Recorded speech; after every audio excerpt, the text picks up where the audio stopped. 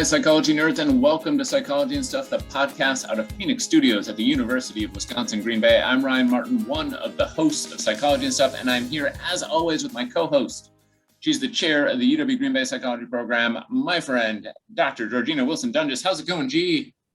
It is going terrific. I'm so excited to talk about our topic today, a super important topic with our colleagues who teach in the sport, exercise, and performance psychology master's program. And we're so excited to have them here today.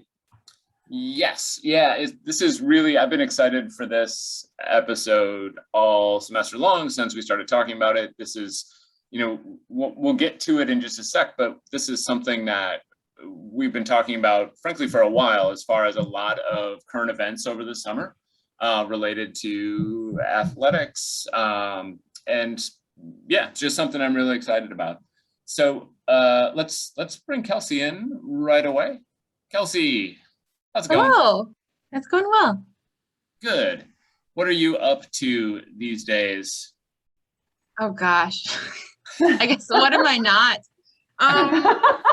All sorts of things, it's that final stretch of your undergraduate degree. So it's like all of the things, working, school, volunteering, everything. But I love it. It's a lot, but I also love it. And I feel very fulfilled in my life right now. So I'm rolling with it. Well, I mean, that's good. It doesn't have to be the final stretch though. I mean, we can keep you around. Fail you in this internship. Yeah, if you want to just stay, like you're deciding it's the final stretch. You can stick around for another year, maybe two. You're right. I'm not necessarily opposed. However, my financial aid is. Oh. So okay. We're at the point where I have almost 180 credits. So I gotta get going. I mean, it sounds like you probably just want to even out around 200 is what I would. That's one way of thinking about it. I like nice round numbers. And so right. It feels like you just do that. You're right. Yeah. It's tempting. I'll think about it just for you guys. Thank you. I appreciate that. I think we should get to our guests and get to the topic. We have two great guests today, both from the Sport, Exercise, and Performance Psychology program at the University of Wisconsin-Green Bay. First, the chair of that program earned his PhD in sports psychology from the University of North Texas. He researches the psychosocial aspects of sport, exercise, and health. It's Dr. Alan Chu. How's it going, Alan? Doing well. Happy to be here. Yeah, happy to have you here. So our second guest, also joining us, earned her PhD from the University of Iowa in health and human physiology with an emphasis in psychology of sport and physical activity. She researches motivation, mental skills training, and health promotion, and is a certified mental performance consultant. Please welcome Dr. Joe Morrissey. How's it going, Joe? Hello, it's going great. I'm happy to be here. Thanks for having us. Yeah, thanks for being here.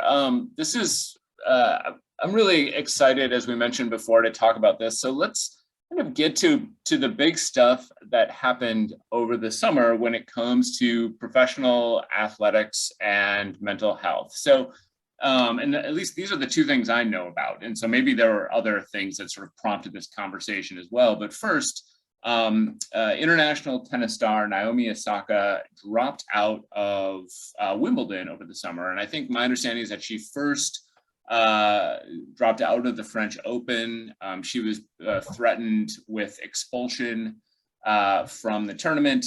And then because she refused to do press briefings, I think, after she said those weren't good for her and she wanted to stop, and they threatened to expel her. And she said, you know what, I think I should just be done. And then she decided not to participate in Wimbledon either.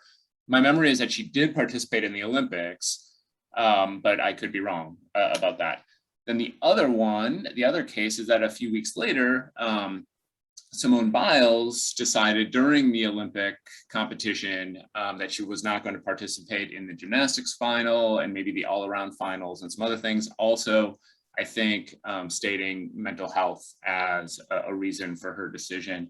And all of this really started, I think, a national conversation, not always a pleasant national conversation, but a national conversation about athletes' mental health. And so I guess that's what we want to talk about today is, I guess, let's start with what were your reactions? Alan, we'll start with you. What was your reaction when you were reading this and sort of digesting all of this news?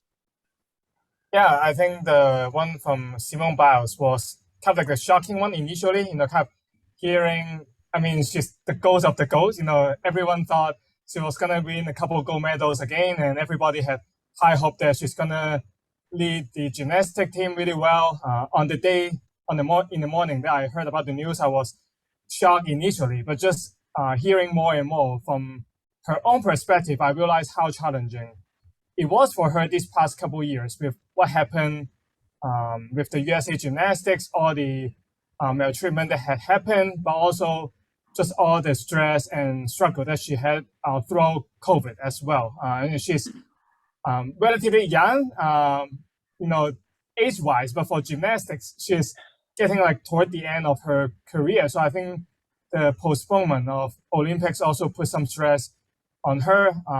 And I think Naomi Osaka, hearing the news initially, somewhat shocking, not too much. She kept alluded to her mental health issue a little bit, but it was somewhat new that it was about the press conference that I think triggered a lot of conversation.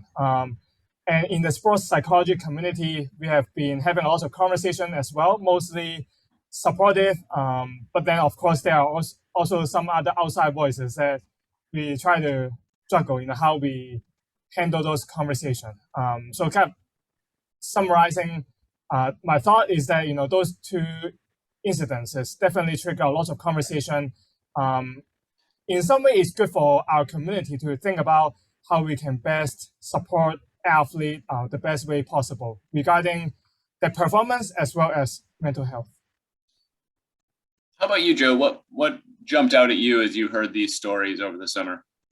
Yeah, I would say, so this semester I'm teaching a sociology of sport class. And one of the topics that we focus on that is kind of a theme through each of the weeks is this like great sport ethic that we have within the sporting context about, one of those messages is, no pain, no gain. You have to be really tough. And so it is very challenging for fans and even for participants to align themselves with those mentalities, to hear some of our elite athletes come out and really challenge that mentality a little bit. And I mean, be brave enough to come out and say, hey, like, I am not in a great mental space right now in order to perform as best that I can.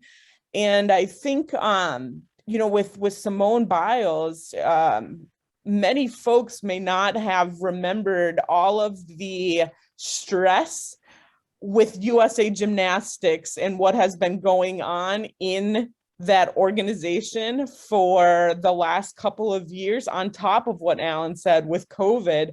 And then being on this elite stage is one of those other factors that, behind the scenes, trying to cope with all of that and has to be extremely challenging and stressful for anyone involved in gymnastics. And so I think, again, just like these two athletes really challenging the sport ethic mentality that we've created, that you have to be tough and you have to push through either some type of physical injury and or mental challenge. And the fact that they were a little bit opposite of that, I think took a lot of folks by surprise.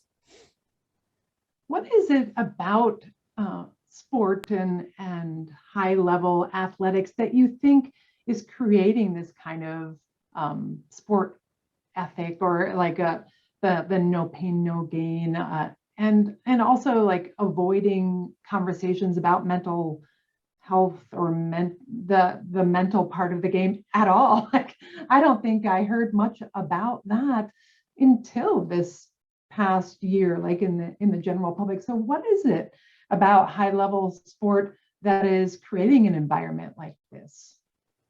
Yeah, I think the competitive environment require athletes to be so-called on all the time. They are not allowed to really have many day offs. They have to practice until they are able to compete at the highest level and have results. It's a little bit different than in school. It's more about you studying hard, you having your own schedule, and trying to do well. But in sports, it's a lot of working with coaches, being at practice, and there are lots of monitoring from different like coaches, but also organization to have hope that you can win medals, you can win the world championship. So I think that competitive environment really emphasize push through the pain, physical pain. The culture is that if you are not having pain, or you are not training until you are like sick, you are almost not working hard enough type of mentality. In some way, that's a little bit, sometimes unfortunately, a little bit truth to it, that you have to work so hard in order to be winning medal, but at the same time, it shouldn't be that hard that they suffer physically and mentally. But that's just the culture that sport brought us. But I think the other piece is if you admit that you're weak, you might lose your playing time, or you may not be able to compete, because now the coaches do not trust you, or they do not think that you have the ability to perform well. Even though now research has shown that even after they have mental health issues, they can still compete well, but they just need the support in order to do so. I think Michael Phelps was a great example. Before the Rio Olympics, he had quite a few different incidences with substance use and depression and suicidal thought. And after seeing a counselor, he was able to come back and still win a couple gold medals, have a good career ending in the Olympic before he actually retired. So I think what sport tells us is that we cannot be weak, but at the same time, we need to be actually addressing that in order to compete at the best level possible.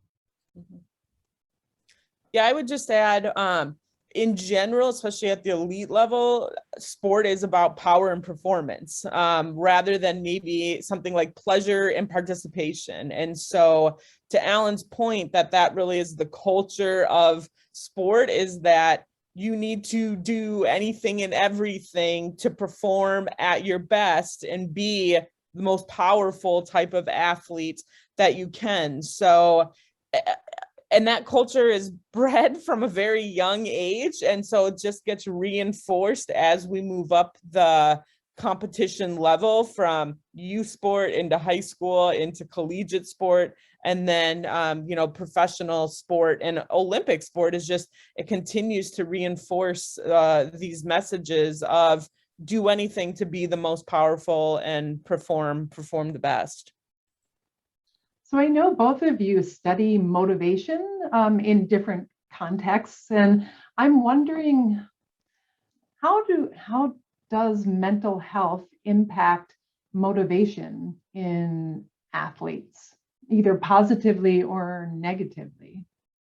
Yeah, so when we talk about mental health, it's not just a lack of mental illness or mental disease, so to speak. It's like a continuum. You can have good mental health, good mental well-being, meaning that you are motivated, you are able to feel good about your life, you feel fulfilled, like what Kelsey mentioned earlier, when you find meaning and purpose in what you do.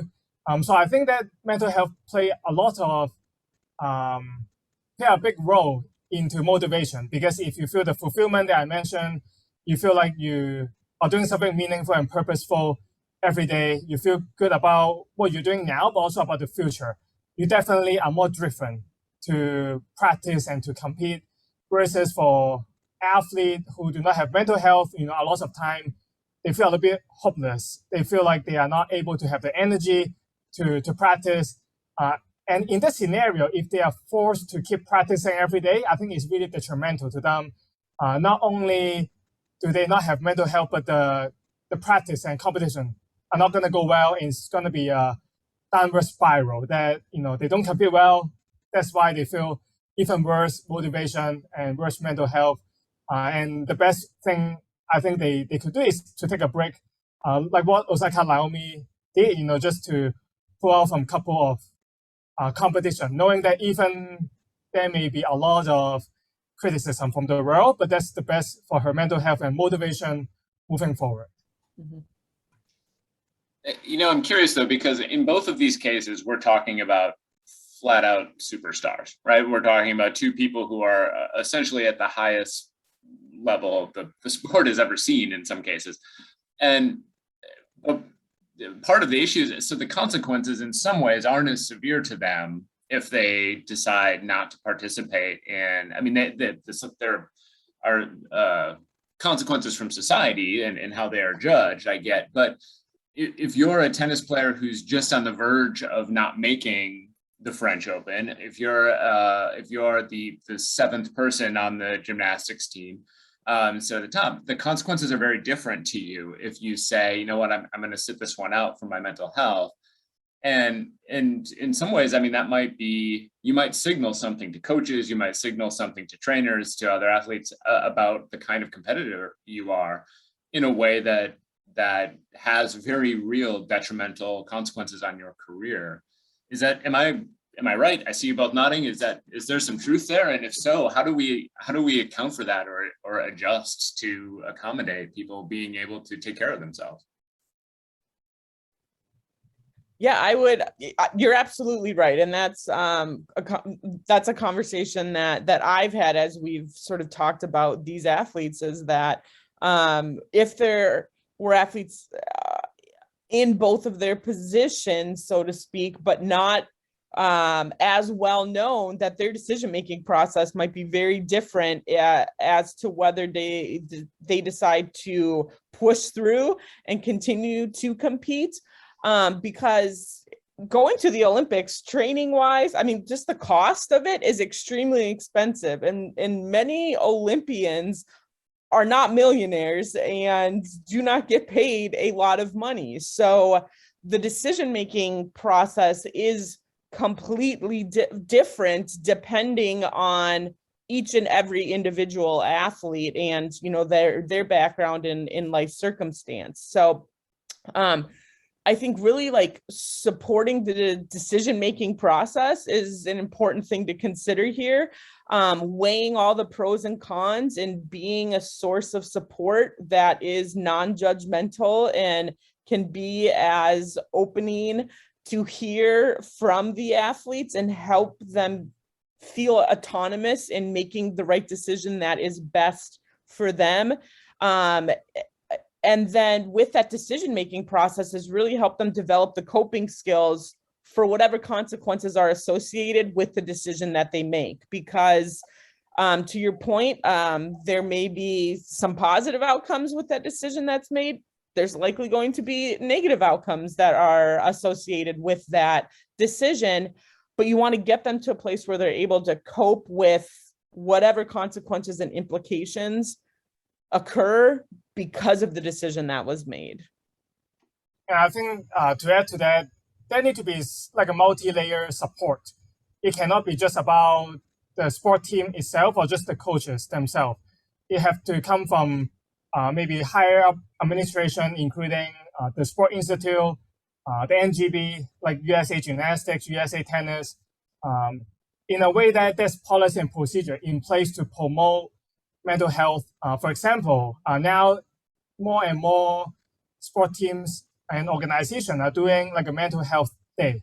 It could be days that everybody not only take a break, but also actively doing some type of maybe relaxation, mindfulness, gratitude exercises, doing it as a team to promote that this is part of what we do as athletes, as coaches, as organization, so that we value this as our regular practices.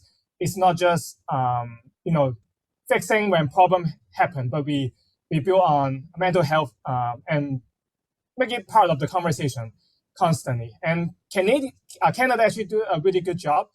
They have established a Canadian Center for Mental Health in Sport for a couple of years now, and they talk about the ecological model. So it comes from supporting athletes, supporting coaches to support athletes, and then supporting different NGB.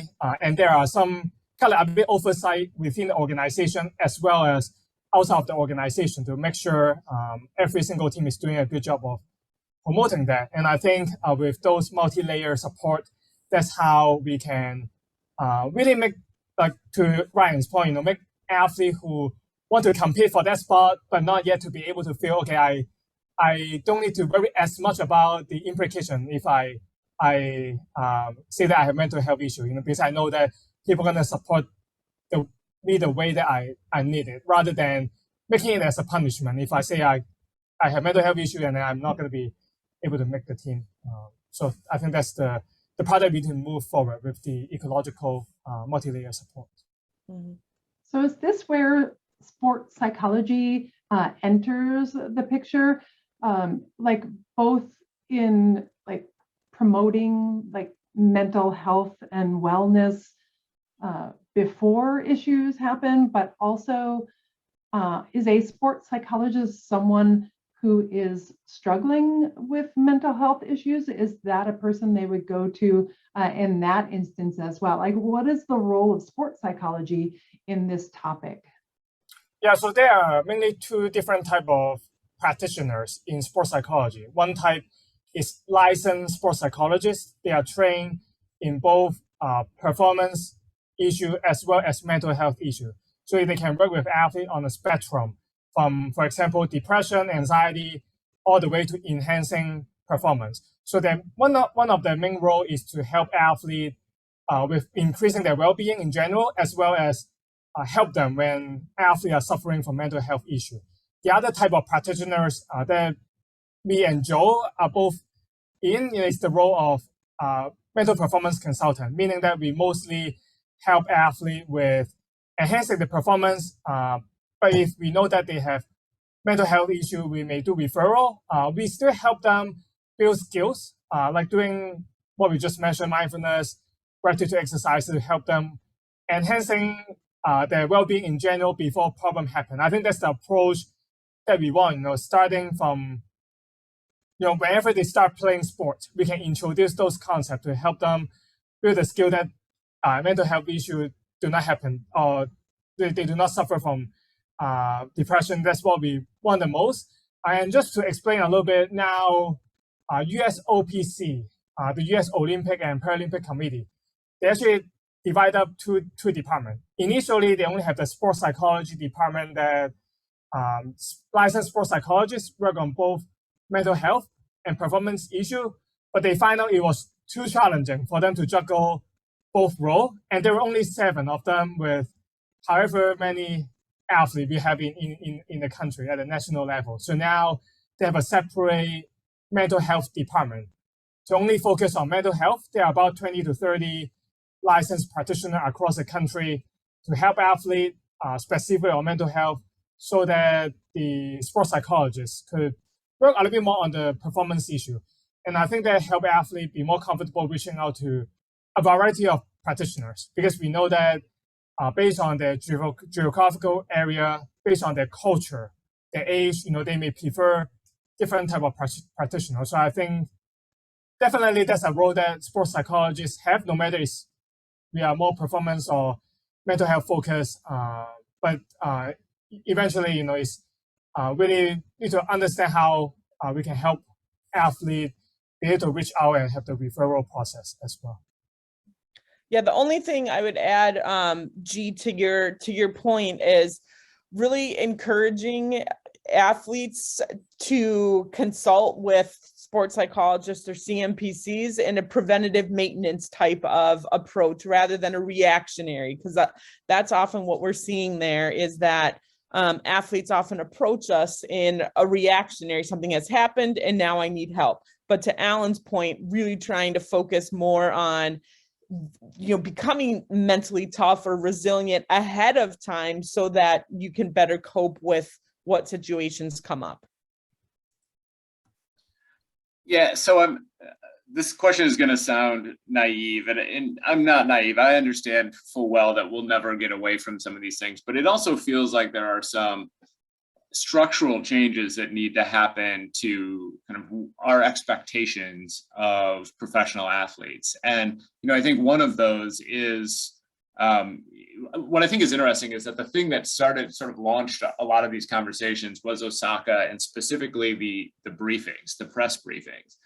And, it's so interesting to me because I think, first of all, I think these press briefings are oftentimes just nonsense, right? I mean, there's no reason for them in the sense that we don't really learn anything, but also you're taking athletes oftentimes in like a terrible, terrible moment and putting them out in front of the world to sort of talk about their, and I'm going to put this in quotes, even though people can't see it, but their failure as an athlete. And I think about the kind of what the suffering that must go. I mean, can you imagine right now if you had, right after a class, if you had to do a national press conference on sort of what you did or didn't do as you were trying to teach your course, and people were sort of nitpicking the mistakes you made along the way, and oh, hey, I noticed you dropped the ball on your definition of this, or you missed so-and-so had their hand up and you didn't ask them a question, and you had to break down your failings. So I guess the part of what I'm asking, I realize I'm supposed to be asking a question right now, instead I'm just on a rant, but one is, I guess, one, am I right that this is a place where people really suffer?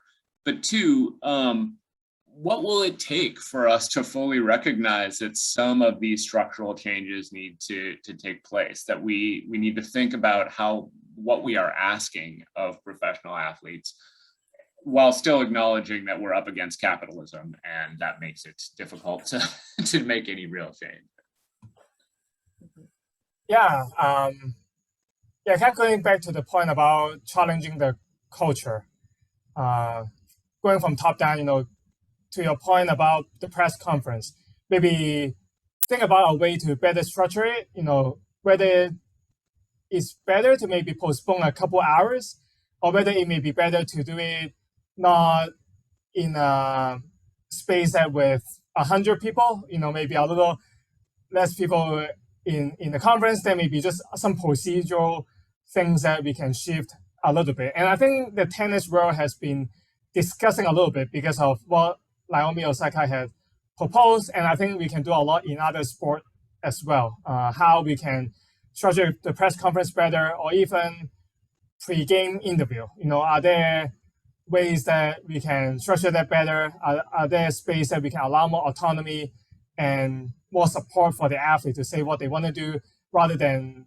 being a pressure or something that just add on to the stress that athlete already have. So I think it's the structural change that Ryan mentioned definitely is what we need to do, and sports psychologists can play a role. Many professionals can play a role as well. Yeah, I think absolutely with structural changes, I think it's important to recognize that is going to take some time. And so if there are athletes who are listening to this, one thing that I think in the meantime, if it takes a long time to see these changes, is really learning the skill of both physiological and emotional regulation. Because when you step off of a court or the field, I mean, you are just all over the place, regardless of if you've won or you've lost. And now, Ryan, to your point, you've got to manage all of those emotions and that physiological response, and now put yourself in front of a lot of people, and essentially millions of people who are watching your press conference. How can we get them to a place where they can regulate their emotions and physiology, or the physiological response, and gather themselves to have to do this? Because yes, it would be great if things changed. I think that's going to be slow to change. So in the meantime, giving, again, athletes a coping strategy until hopefully we do see some of those systemic changes take place. So this has been an excellent conversation. I'm really, really thankful that you both took the time for this. So fascinating stuff. Are we ready for 5 questions? Kelsey, are you ready? I'm ready. Are you guys ready? No, I'm nervous. This is the most nervous part. It's just like the press conference right after. Yeah, exactly. So All the other stuff was easy. Okay, so I am gonna go ahead and start with you, Alan. So if you could interview one person, dead or alive, who would it be and why? Well, I guess now we talk about Simone Biles. That would be Simone Biles, just because she had, experienced so much, and especially the physiological and biological issue that she also experienced, not being able to do her regular routine in gymnastics. Just got me curious about how that happened. She broke it down a little bit, but I would be curious to interview her and just know about, how that whole thing, had happened to her. Well, that Can was I go perfect. with you, Alan? I want to go with. Awesome. Okay, so perfect. Joe, if you could witness any historical event, what would you want to see? Oh my goodness. Any historical event. Does it have to be sport related? No. It does not have to be sport related. Okay. I would say, I mean, I am gonna go sport related just because I'm gonna be selfish here. And I would actually love to see Serena Williams play in the Wimbledon. Like, Wimbledon is something that I have always wanted to go to and wanted to see. And if I could see her in Wimbledon, that would just be the best thing ever. So I'd have to go back in time a little bit. But sport related, I'll stick there and say Wimbledon. Awesome. I'm sensing a theme here, but that's fine. So no, And just include me in all of these. So Yeah. so far, I'm your +1 on these. I need to flex real quickly and say that I actually got to watch John McEnroe and Pete Sampras play doubles together in the Davis Cup when it was in Minnesota. And it was at the end of McEnroe's career and the very beginning of Pete Sampras's career, and two of my favorite players of all time, and got to watch them play together. It was amazing. Oh, I'm jealous. Wow, that is cool. all right. Let's see. Ellen, what is your biggest pet peeve? I guess I need to go with people calling me play ping pong rather than table tennis. Just to explain to the audience a little bit, I'm a table tennis player. I've competed I still compete now, but I was a collegiate athlete. So table tennis is what we call in a sport. We don't do it in the basement. We do it in the actual gym. There are more like regulation rules and things like that. Even the paddle and equipments are different than ping pong. Is what people do it just for fun at the basement with family. So when people call me play ping pong, that's kind of like my pet peeve. Everybody knows. I would say I play table tennis, but not ping pong. Awesome. If you think ping pong is fun with family, you've never played with my family. It is a very competitive activity, not at all fun. Right. Yeah, they're more cruel to me, so they can be considered table tennis, right? All right. Joe, what is 1 or 2 items on your bucket list?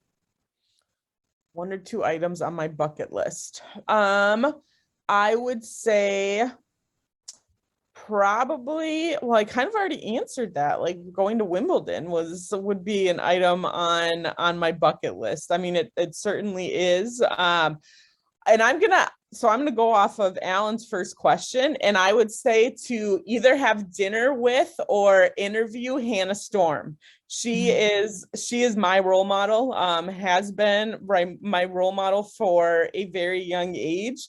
And for a while, I thought maybe that I did actually want to be a sports journalist / newscast. So right now I'm kind of like living the dream a little bit through psych and stuff. So I very much, I guess this is like a bucket list item for me in a way, right? So thank you for that. But honestly, I would say either to have dinner or interview Hannah Storm, just because she's been a trailblazer in terms of a female presence within the sporting world, and has had a great deal of success. And I just respect her journalism so much. And again, like presence in sport. Awesome. Okay, final question. So you guys are doing great. Okay, final question. Joe and Alan, if you were to write a self-help book, what would the topic be? And whoever, well, how about Joe? How about you start? All right. So if I had to write a self-help book, it would be on behavior change. It would absolutely be on behavior change from like a health promotion perspective in I would say, adherence and discipline and habit stacking and just creating a routine and managing our time in order to, really like be our best selves and perform our best on a daily basis from engaging in a daily ritual of positive behaviors. So that would be my self-help book. Awesome. Alan? Yeah, I think I would write a book. They actually have been in my mind to write a book about psychological skills training and motivation in table tennis. So there's a lot of books about how to use psychological skills in tennis, in track and field, in gymnastics, but there's been not really established book in table tennis yet. So just coming from the background, being an athlete, I would love to just give back and write a book to help young table tennis athlete to learn how to be confident, how to be able to keep the motivation in training and competing. And now talking about this, I guess I have to keep myself accountable to write on my proposal in the next couple of months, hopefully. So if any publishers are out there listening, we have 2 books on tap to be written. So let's go. Yeah. And it's pretty neat that those questions were not targeting sport, but we all bring it back to sport related answers. It's all we know. Yep. Thank you both so very much for taking the time today. That was really fun. Where can people find out more about you or about the SEP program, social media, website, all that? Somebody tell me. Yeah, so for the SEP program, you can type uwgb.edu/SEPP. SEPP stands for SEP, Sport, Exercise, and Performance Psychology. You can go to our webpage there. We also have a Twitter account at UWGB _SEP, SEPP. And then I have a personal Twitter account, Dr. Alan Chu, DRALANCHU. If you want to follow me, I don't tweet too much, but once in a while, all the tweets I tweet are a good tweet. Let's end with that. Oh, perfect.